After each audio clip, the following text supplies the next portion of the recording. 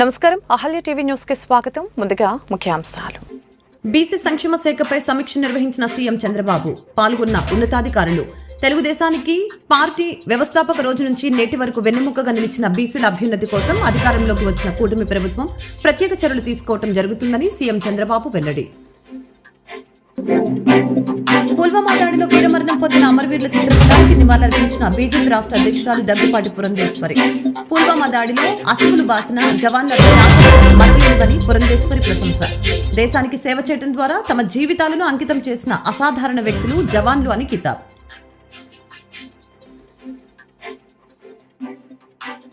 దామోదరం సంజీవయ్య జయంతి సందర్భంగా ఆయన చిత్రపటానికి ఘన నివాళులర్పించిన మంత్రి నారా లోకేష్. నిజాయితీకి నిరాడంబరత్వానికి మారుపేరు దామోదరం సంజీవయ్య అని లోకేష్ ప్రశంస. తెలుగుదేశానికి పార్టీ వ్యవస్థాపక రోజు నుంచి నేటి వరకు వెన్నెముకగా నిలిచిన బీసీల అభ్యున్నతి కోసం అధికారంలోకి వచ్చిన కూటమి ప్రభుత్వం ప్రత్యేక చర్యలు తీసుకోవడం జరుగుతుందని సీఎం చంద్రబాబు తెలిపారు. బీసీల అభివృద్ధి, సామాజిక న్యాయంలో భాగంగా ముఖ్యమంత్రి నారా చంద్రబాబు నాయుడు వెలగపూడి సచివాలయంలో బీసీ సంక్షేమ శాఖపై సమీక్ష నిర్వహించారు. ఈ సమీక్షలో ఉన్నతాధికారులు పలు అంశాలని ముఖ్యమంత్రి దృష్టికి తీసుకుని వచ్చారు. రాష్ట్రంలో వెనుకబడి ఉన్న బీసీల అభివృద్ధి సాధించడంతో పాటు ఆర్థికంగా బలపడే విధంగా ప్రభుత్వం నుంచి వివిధ సంక్షేమ పథకాలు అందించే విధంగా చర్యలు తీసుకోవాలని అధికారులకి ముఖ్యమంత్రి ఆదేశాలు జారీ చేశారు. పుల్వామా దాడిలో అసవులు బాసిన జవాన్ల త్యాగాలను మరవలేనివని బీజేపీ రాష్ట్ర అధ్యక్షురాలు దగ్గుపాటి పురంధేశ్వరి కొనియాడారు. దేశానికి సేవ చేయడం ద్వారా తమ జీవితాలని అంకితం చేసిన అసాధారణ వ్యక్తులు జవాన్లు అని చెప్పారు. దేశం కోసం ప్రాణాలర్పించిన జవాన్ల ఆత్మకి శాంతి చేకూరాలని తెలిపారు. గౌరవార్థం 2 నిమిషాలు మౌనం పాటించవలసిందిగా అభ్యర్థిస్తున్నాను.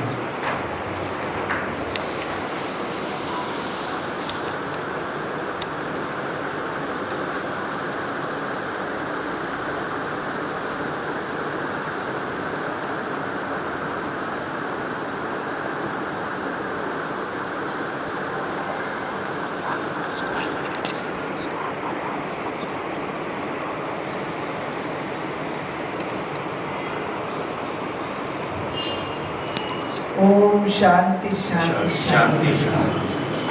ఈరోజు మనందరికీ తెలుసు 41 మంది భారత్ మాత ముద్దు బిడ్డలు భారత్ మాతను రక్షించుకునే విధిలో భాగంగా వారు జీవితాలని వారి ప్రాణాలని కోల్పోవడం జరిగింది. ఆనాడు జరిగినటువంటి ఉగ్రవాదుల యొక్క దాడి నేపథ్యంలో వారి ప్రాణాలని కోల్పోవడం జరిగింది. ఇందాక అల్లూరి శ్రీరామ్ గారు మాట్లాడుతున్నటువంటి సందర్భంలో వారు చెప్పారు ఏ విధంగా భారతదేశ ప్రధాని వారి యొక్క బలిదానాన్ని గుర్తించడం మాత్రమే కాకుండా ప్రతిసారి కూడా 2014 సంవత్సరానికి ముందు కనుక దేశంలో ఉన్నటువంటి పరిస్థితులను కనుక ఒక్కసారి ఆకలింపు చేసుకున్నట్లయితే అంతకుముందు ప్రతిసారి పొరుగు దేశం నుండి ఉగ్రవాదులు మన దేశంలోకి చొచ్చుకుని వచ్చి మన సైనికుల్ని హతమార్చి ఒక రకంగా చెప్పాలంటే కొన్ని సందర్భాల్లో వారి తలల్ని సైతం తెగనరికి వారి దేశానికి మొమెంటోస్గా తీసుకెళ్లేటువంటి పరిస్థితి మన దేశంలో ఉండేది. కానీ నరేంద్ర మోడీ గారు ప్రధాని అయిన తర్వాత ఎవరైతే సైనికులు దేశ రక్షణ కోసం వారి జీవితాన్ని అర్పిస్తూ ఉంటారో, జై జవాన్ జై కిసాన్ అనేటువంటి నినాదం కేవలం నినాదం కాదు, అది భారతీయ జనతా పార్టీ విశ్వాసం అనేటువంటి విషయాన్ని నిరూపిస్తూ సైనికులకి నిజమైన నివాళిగా ఆనాడు వారు ఉగ్రవాదులు పుల్వామా మీద దాడి చేసి 41 మంది మన సైనికుల్ని హతమారిస్తే వారు వెంటనే గుట్టు చప్పుడు లేకుండా పొరుగు దేశం భూభాగంలోకి మన సైనికుల్ని పంపించి అక్కడ ఉన్నటువంటి ఉగ్ర స్థావరాన్ని ధ్వంసం చేసి తిరిగి ఏ ఒక్క సైనికుడు తన ప్రాణం కోల్పోకుండా మన దేశానికి తిరిగి వచ్చినటువంటి సంఘటన మనందరికీ గుర్తుంటుందని చెప్పి నేనైతే భావిస్తాను. ఇది ఒక రకంగా చెప్పాలంటే నిజమైన నివాళి. 2014 సంవత్సరానికి ముందు కళ్ళప్పగించి చూసినటువంటి భారతదేశం ఇవాళ తనకున్నటువంటి బలాన్ని నిరూపిస్తూ ఎవరైనా సరే మా సైనికుడు ఒంటి మీద చేయి వేసినట్లయితే ప్రతి సైనికుడి వెనుక 140 కోట్ల మంది భారతీయులు నిలబడి ఉన్నారు అనేటువంటి విషయాన్ని మోడీ గారు నిరూపించడం జరిగింది. ఇది చెప్పాలంటే నిజమైన నివాళి అని చెప్పి మనం అందరం కూడా గుర్తించాలి. భారత్ మాతా కీ జై. అది మాత్రమే కాకుండా సైనికులకి సంబంధించినటువంటి అనేక సమస్యలు వన్ ర్యాంక్ వన్ పెన్షన్ ఏదైతే ఉందో అనేక దశాబ్దాలుగా అదొక సమస్యగా చూపిస్తూ దాన్ని ఎక్కడా కూడా పరిష్కరించకుండా ఇంతకు ముందు ఉన్నటువంటి ప్రభుత్వాలు కాలం వెళ్ళబుచ్చినట్లయితే నరేంద్ర మోడీ గారు వచ్చిన తర్వాత దాని మీద ఒక నిర్ణయం చేసి వన్ ర్యాంక్ వన్ పెన్షన్ ఏదైతే ఉందో ఆ సమస్యను కూడా పరిష్కరించినటువంటి వైనాన్ని ఖచ్చితంగా మనం అందరం కూడా ఇక్కడ గుర్తించవలసినటువంటి అవసరం ఉన్నది.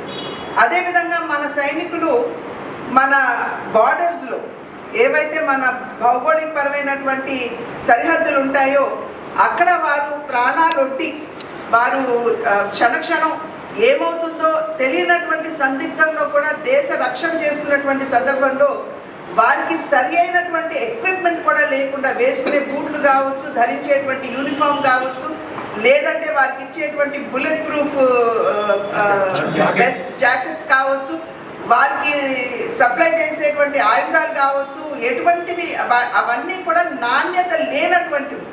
అప్పట్లో వారికి అందేటువంటి విషయం ఇక్కడ ఉన్నటువంటి సైనికులు ఖచ్చితంగా మాజీ సైనికులు నిజాయితీకి నిరాడంబరత్వానికి మారుపేరు దామోదరం సంజీవయ్య అని విద్యాశాఖ మంత్రి నారా లోకేష్ తెలిపారు. దేశంలోని తొలి దళిత సీఎంగా సంజీవయ్య జీవిత ప్రస్థానం స్ఫూర్తిదాయకమని ప్రశంసించారు. సంజీవయ్య జయంతిని అధికారికంగా జరుపుకోవటం తెలుగు జాతికి గర్వకారణమని అన్నారు. దామోదరం సంజీవయ్య జయంతి సందర్భంగా నారా లోకేష్ సంజీవయ్య చిత్రపటానికి ఘన నివాళులర్పించారు.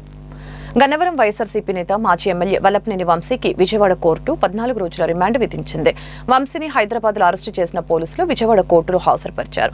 ప్రభుత్వం తరపున వీరగంధం రాజేంద్ర ప్రసాద్, వంశీ తరపున పొన్నవోలు సుధాకర్ రెడ్డి వాదనలు వినిపించారు. ఇరుపక్షాల వాదనలు విన్న న్యాయాధికారి రామ్మోహన్ ప్రాసిక్యూషన్ వాదనలతో ఏకీభవిస్తూ వంశీతో పాటు అతడి అనుచరులు లక్ష్మీపతి, శివరామకృష్ణ ప్రసాద్లకి రిమాండ్ విధించారు. పోలీసులు వారిని విజయవాడలోని జిల్లా జైలుకి తరలించారు.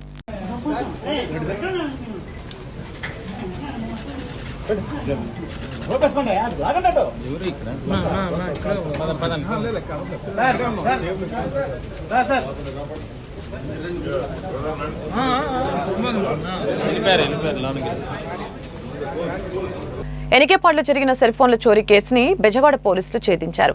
ఉత్తరప్రదేశ్ కి చెందిన 5 సభ్యులకు చెందిన ముఠాని ఆట కట్టించి కటకటాల వెనక్కి నెట్టారు. వాస్తవానికి డీజీపీ గారు కూడా ఆ రోజు వారు కూడా మేల్కొన్నారు. సో కేసు ప్రోగ్రెస్ నిమిషానికి కేసు ప్రోగ్రెస్ని మనము తెలియజేస్తూ కేసు స్టేటస్ని తెలియజేస్తూ ఆ రోజు ఒక బ్రహ్మాండంగా పోలీస్ శాఖ పనిచేయడం జరిగింది. ఒరిస్సాలో మనము టెక్నాలజీ చాలా ఉపయోగించాము. ముఖ్యంగా సీసీ కెమెరాలు కావచ్చు, లేదంటే కాల్ డీటెయిల్స్ కావచ్చు, లేదంటే టోల్ గేట్ డేటా కావచ్చు, లేదంటే కొన్ని డేటాబేసెస్కి పోలీస్ శాఖ యాక్సెస్ ఉంది, ఆ డేటాబేసెస్ కావచ్చు. మొత్తం మీద ఒక చిన్న క్లూని పట్టుకొని మనము చాలా పెద్ద రికవరీ చేయడం జరిగింది. ఈ మధ్యన మీరు చూస్తే సురక్ష అనే కార్యక్రమం మనం చేపట్టాం. ఈరోజు వరకు దాదాపు 1050 కెమెరాస్ ఇన్స్టాల్ చేసి మనము వాటి ద్వారా పర్యవేక్షిస్తున్నాము. చాలా అద్భుతమైన ఫలితాలు వస్తున్నాయి. ఎందుకంటే సీసీ కెమెరా డెన్సిటీ అనేది చాలా ఇంపార్టెంట్. విజయవాడ సిటీకి సీసీ కెమెరా డెన్సిటీ పెంచే ధ్యేయంగా పోలీస్ శాఖ ముందుకు పోతా ఉంది. ఇందులో గత 2025లో జనవరి 1 నుంచి చాలా అఫెన్సెస్ జరిగాయి. ప్రతి అఫెన్స్ కూడా డిటెక్ట్ అవుతూ ఉంది. అది చాలా సంతోషం. ఇది ఒకటే కాదు, వాస్తవానికి ఈ మధ్యన ఒక కేసులో బస్సులో నుంచి ఒక బ్యాగ్ కొట్టేసి అందులో దాదాపు 26-27 lakhs వర్త్ గోల్డ్ పోతే ఇమీడియట్గా 24 hours మనం పట్టుకోవడం జరిగింది. చైన్ స్నాచర్స్ పట్టుకున్నాము. ఈ మధ్యన మన దీంట్లో మన గవర్నమెంట్ హాస్పిటల్ నుంచి ఒక చిన్న బిడ్డను కిడ్నాప్ చేసిన సందర్భంలో దాంట్లో కూడా మనము ఇమీడియట్గా వితిన్ 5-6 hours పోలీస్ శాఖ దాన్ని కనిపెట్టడం జరిగింది. సో ప్రతి అఫెన్స్ని నిశ్చితంగా పరిశీలిస్తున్నాము. ప్రతి అఫెన్స్ ఈ మధ్యన దొంగతనాలు ముఖ్యంగా కృష్ణరంగ పోలీస్ స్టేషన్ పరిధిలో ఆర్టీసీ బస్ స్టాండ్ ఏదైతే ఉందో ఆర్టీసీ బస్ స్టాండ్ చుట్టూరా దాదాపు ఒక 50-60 కెమెరాలు పెట్టడం జరిగింది. రైల్వే స్టేషన్లో పెడుతున్నాము. ఈరోజు కొన్ని రైల్వే స్టేషన్లో యశ్వంతపురం పోలీస్ స్టేషన్ పరిధిలో ఇంకొన్ని ఈరోజు సీసీ కెమెరాలు పెట్టబోతున్నాము. వెస్ట్ రైల్వే స్టేషన్లో కూడా పెట్టగలుగుతున్నాం. ఎందుకంటే ఒక నేరస్తులకి ఒక భయం కలగాలి అనేది పోలీస్ శాఖ ధ్యేయం. ఈ సురక్ష పవర్ ఏదో చూపించాలి. సురక్షా కమిటీస్ ద్వారా మనము అద్భుతమైన ఫలితాలు సాధించాలి. డిటెక్షన్ అనేది గట్టిగా పెంచితేనే ప్రివెన్షన్ జరుగుతుందన్న ఉద్దేశంతో భారీ ఎత్తున ఈ కార్యక్రమాన్ని చేపడుతున్నాము. ముఖ్యంగా గ్రామానికి కూడా ఈ సీసీ కెమెరాలు విస్తరించాలనే ఆలోచనలో త్వరలోనే జగ్గైపేట కాన్స్టిట్యున్సీలో సీసీ కెమెరా లేని గ్రామం లేకుండా చర్యలు చేపడుతున్నాము. ప్రతి గ్రామంలో కూడా ఒక కనీసం 4 సీసీ కెమెరాలు ఉన్న ధ్యేయంతో ముందుకు పోతున్నాము. చాలా అద్భుతంగా మనకు ఫలితాలు వస్తున్నాయి. అదేవిధంగా అపార్ట్మెంట్స్, విజయవాడ సిటీ కమిషనరేట్ పరిధిలో దాదాపు 3000 అపార్ట్మెంట్స్ ఉన్నాయి. ప్రతి అపార్ట్మెంట్ కూడా బయటకు కెమెరా పెట్టాలా, బయటకు కనీసం 3 కెమెరాలు బయట, అంటే లోపల కారిడార్స్లో వాళ్ళ ప్రైవేట్ స్పేసెస్లో పెట్టుకోవడం కాకుండా బయటకు పెడితే పరోపకారం. ఎందుకంటే నేను నా కెమెరా బయటకు పెడితే అది వేరే పక్కనున్న అపార్ట్మెంట్ కావచ్చు, నేబర్హుడ్లో ఉన్న మన వ్యక్తికి ఇది ఉపయోగపడుతుంది. ఎందుకంటే కొన్ని వేల కెమెరాలు మన దగ్గర ఉంటే ముద్దాయి ఆ కెమెరాని మాస్క్ చేయడమో లేదంటే వైర్స్ కట్ చేయడం చేసినా కూడా పక్కా అపార్ట్మెంట్ దొరికిపోతారు. వాస్తవానికి ఈ కేసు ఉమ్మడి కృష్ణా గుంటూరు జిల్లాల పట్టభద్రుల ఎమ్మెల్సీ ఎన్నికల్లో ఎన్డీఏ కూటమి బలపరిచిన ఆలపాటి రాజేంద్ర ప్రసాద్ భారీ మెజారిటీతో గెలిపించాలని విజయవాడ తూర్పు ఎమ్మెల్యే గద్దె రామ్మోహన్ పిలుపునిచ్చారు. మొదటి ప్రాధాన్యత ఓటు ఆలపాటికి వేయాలని ఓటర్లను కోరారు.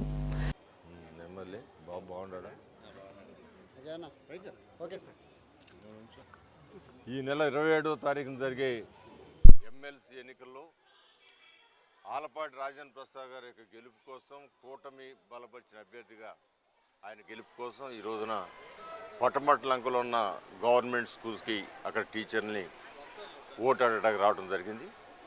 టీచర్స్ అందరికీ మేము చెప్పింది ఏంటంటే ఈ రోజున టీచర్స్కి అనేకమైన సమస్యలు ఉన్నాయి.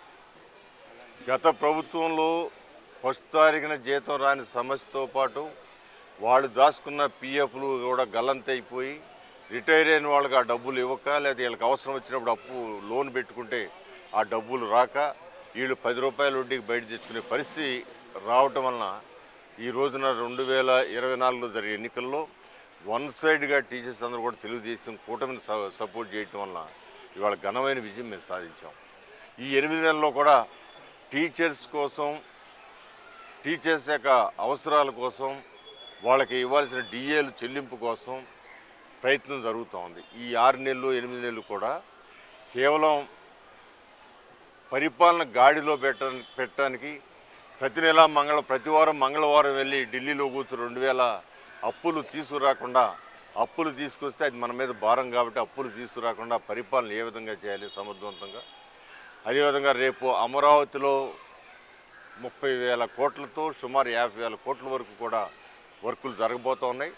50,000 కోట్లు అక్కడ జరిగితే ఇక్కడ టీచర్స్కి ఏం లాభం అని అనుకోవచ్చు. ఆ యొక్క నిర్మాణంలో వచ్చే మిగుళ్ళు కానీ, జిఎస్టీలు కానీ, లేకపోతే ఇతర రొటేషన్ కానీ వలన అనేక విధాలుగా ప్రభుత్వానికి ఆదాయం వస్తుంది.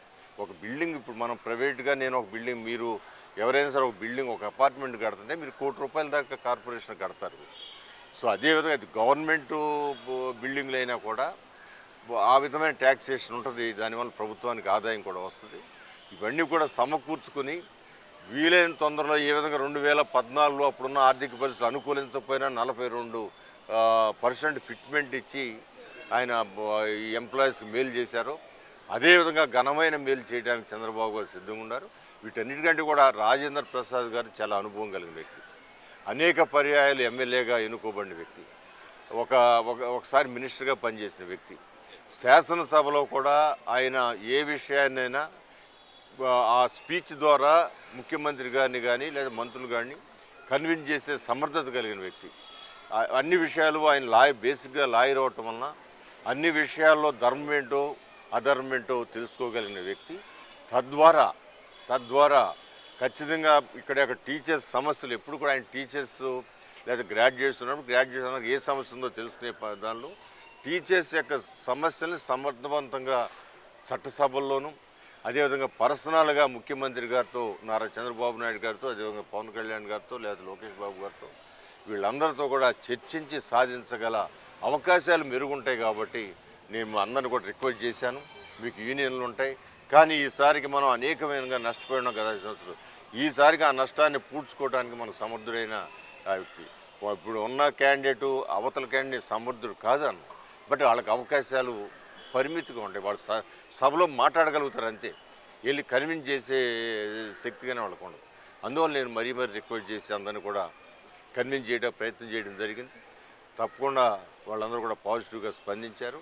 ఆలపాటి రాజేంద్ర ప్రసాద్ గారు ఘనమైన మెజార్టీతో గెలుస్తారనే ప్రగాఢమైన నమ్మకం మాకుంది.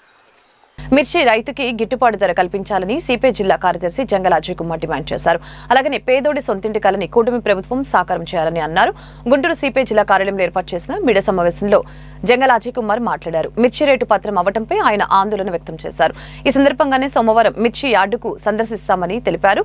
ఈ సమావేశంలో సిపిఐ జిల్లా కార్యవర్గ సభ్యులు మేడ హనుమంతరావు, పచ్చల శివాజీ, ఆకిటి అరుణ్ కుమార్, షేక్ వలీ, బందెల నాసర్జీ, జిల్లా సమితి సభ్యులు జంగల చైతన్య తదితరులు పాల్గొన్నారు. స్థలాన్ని గ్రామాల్లో సెంటున్నర స్థలం ఇచ్చి 1,80,000 జగన్మోహన్ రెడ్డి గారి ప్రభుత్వం ఇస్తే అది చాలదు.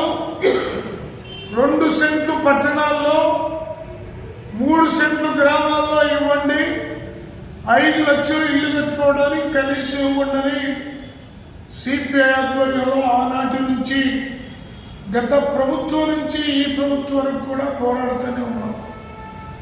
చంద్రబాబు గారు ఎన్నికల ముందు ప్రతి బహిరంగ సభలో తాను గెలిస్తే పట్టణాల్లో 2 సెంట్లు, గ్రామాల్లో 3 సెంట్లు ఇచ్చి 4 లక్షలు ఇల్లు కట్టుకోవడానికి ఇస్తానని చెప్పాడు.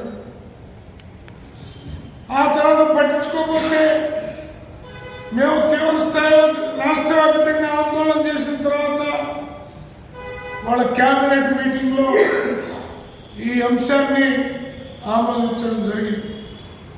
ఇప్పటికైనా చెప్తా ఉన్నాం, తక్షణమే భూముల్ని ఎక్వైర్ చేసి భూమి లేని పేదలకి, సొంత ఇల్లు లేని పేదలకి సొంత ఇంటి కల నెరవేర్చడానికి పూనుకోవాలని చెప్పి ఈ ప్రభుత్వాన్ని విజ్ఞప్తి చేస్తూ ఉన్నాం.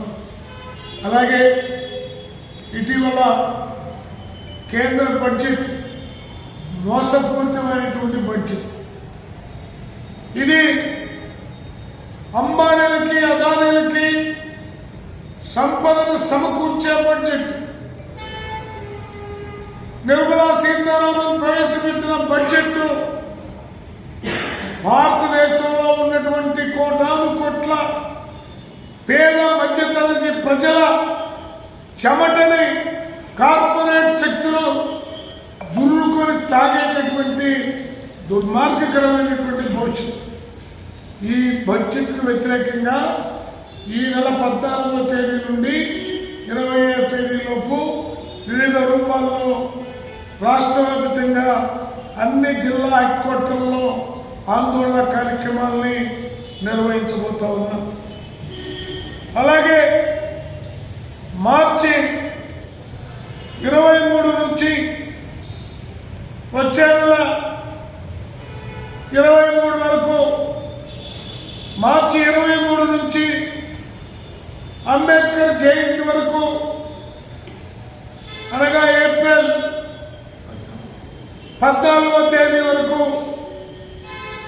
కేంద్ర ప్రభుత్వ మతోన్మాద కార్పొరేట్ అనుకూల ప్రజలపై భారాలు మోపే రాజ్యాంగానికి ప్రమాదంగా పరిగణిస్తున్నటువంటి ఈ పరిస్థితికి వ్యతిరేకంగా ప్రచారాందోళన కార్యక్రమాన్ని దేశవ్యాప్తంగా గుంటూరు జీజీహెచ్లో గులియన్ బారీ సిండ్రోమ్ బాధితులు, జీపీఎస్ బారిన పడి చికిత్స పొందుతున్న 5 బాధితులు. 5 బాధితుల్లో 2 పరిస్థితి విషమంగా ఉంది.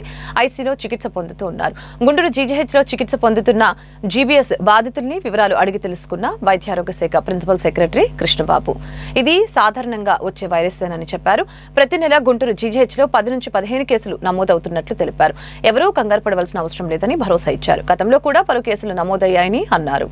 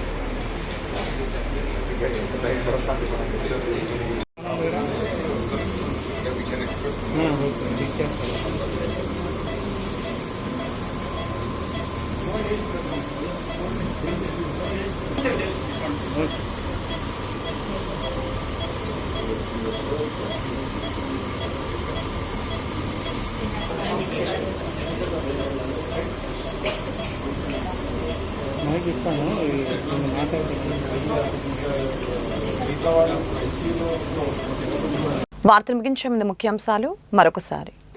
బీసీ సంక్షేమ శాఖపై సమీక్ష నిర్వహించిన సీఎం చంద్రబాబు. పాల్గొన్న ఉన్నతాధికారులు. తెలుగుదేశానికి పార్టీ వ్యవస్థాపక రోజు నుంచి నేటి వరకు వెన్నెముకగా నిలిచిన బీసీల అభ్యున్నతి కోసం అధికారంలోకి వచ్చిన కూటమి ప్రభుత్వం ప్రత్యేక చర్యలు తీసుకోవడం జరుగుతుందని సీఎం చంద్రబాబు వెల్లడి. పుల్వామా దాడిలో వీరమరణం పొందిన అమరవీరుల చిత్రపటానికి నివాళులర్పించిన బీజేపీ రాష్ట్ర అధ్యక్షురాలు దగ్గుపాటి పురంధేశ్వరి. పుల్వామా దాడిలో అసువులు బాసిన జవాన్ల మరణలేదని పురంధేశ్వరి ప్రశంస. దేశానికి సేవ చేయడం ద్వారా తమ జీవితాలను అంకితం చేసిన అసాధారణ వ్యక్తులు జవాన్లు అని కితాబ్.